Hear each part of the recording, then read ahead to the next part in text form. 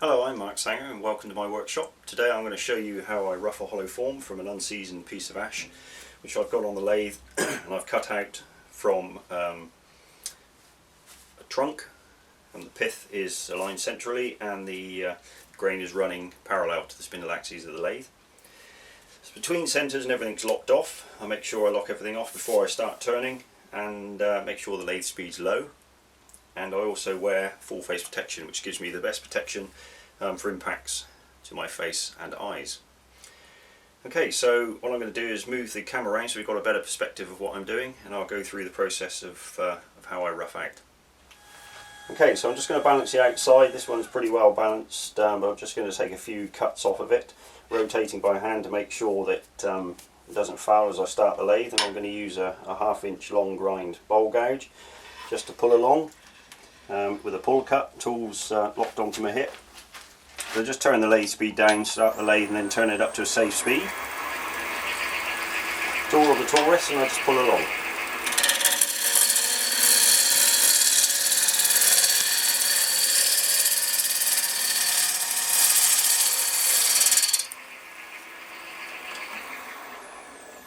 So I just take as many cuts as necessary to balance the piece, and then stopping the lathe I can flatten off the base. At this end I'm going to have the spigot and the waste area. So I'm just setting the tool rest up nice and close to the centre, rotate by hand again, and this time I'm just going to use a push cut into the tail centre to flatten off the base.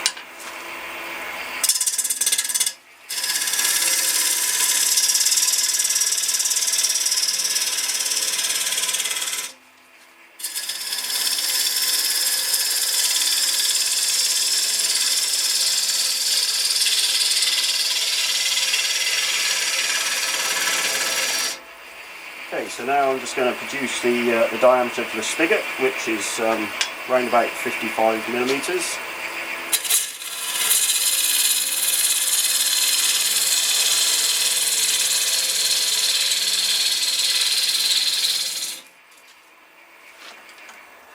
So I just stop the lathe and check that with my vernier calipers. So there's a bit more to come off of there. Just move the tool resters a little bit more. As I'm removing the material, I keep moving the tool rest in.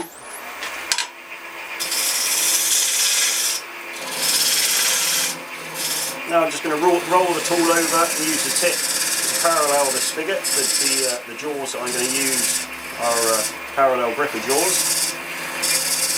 So by rotating the tool over and just cutting on the bottom flute, I'm using it as a scraper, so the tool handles horizontal or slightly above the cutting tip.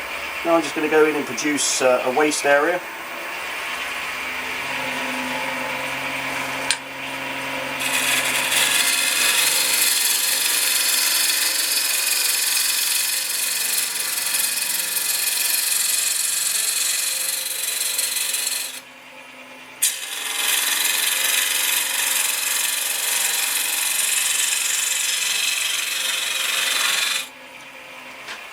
Okay, so this is the waste area that's going to fit up against the front of my chuck jaws. So now I'm just going to start producing the outside profile.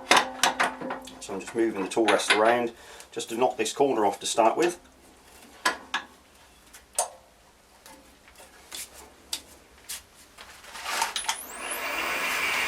Again using a pull cut.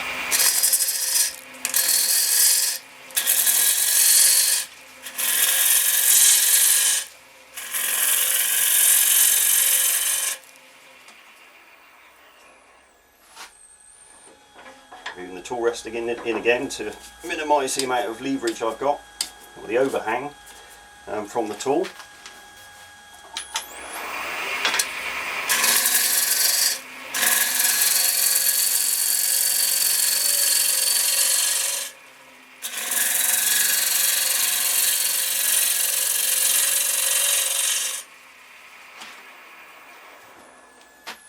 I'll just carry on doing this. And start producing the base shape here, and then once I get approximately 2/3 up from the base, that will be my shoulder and I can start producing the top. The grain is running parallel, so I'm always working from outside in.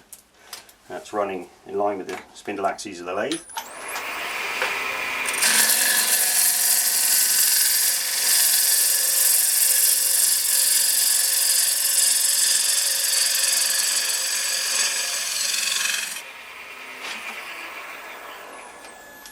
Okay, so eventually I'm going to carry on this curve into this waste area, so I want to sort of have a mind's eye of where this curve's going to finish in relation to the base.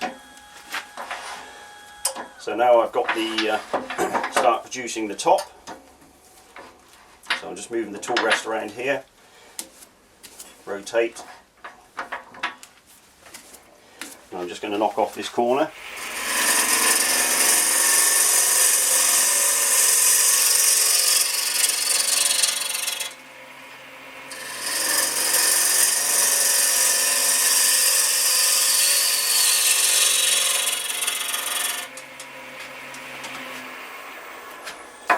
Okay, so you're not going to be able to see much there, so I'll just reverse this so that you can see what I'm doing at this end.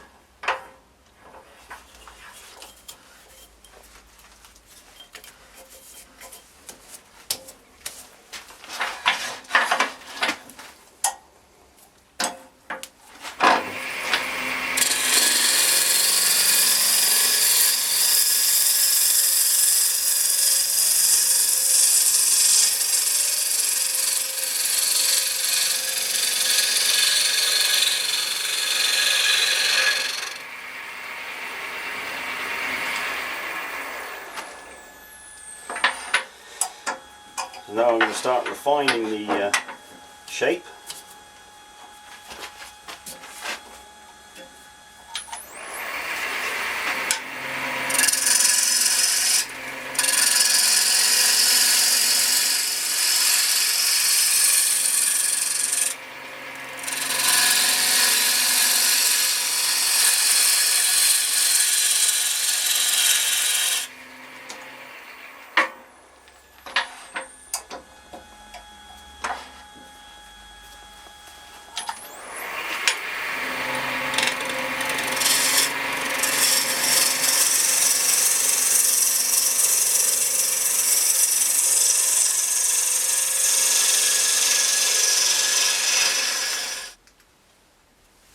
Okay, so the outside's rough. There's a few tooling marks here, but this is it's going to be remounted once it's seasoned and finished. So I'm happy with that shape. Eventually, it's going to blend down here and cut in to the base. So the base will end up probably inch to inch and a half diameter. So what I'm going to do now is put this in the chuck and clean up the front here and drill a hole down through the centre, and then I'm going to hollow. Okay, so now I've put the form in the chuck and set up the tool rest. I'm just going to flatten off the front area here and produce the height of the opening, and then I'm going to drill the piece out to depth for the hollowing process.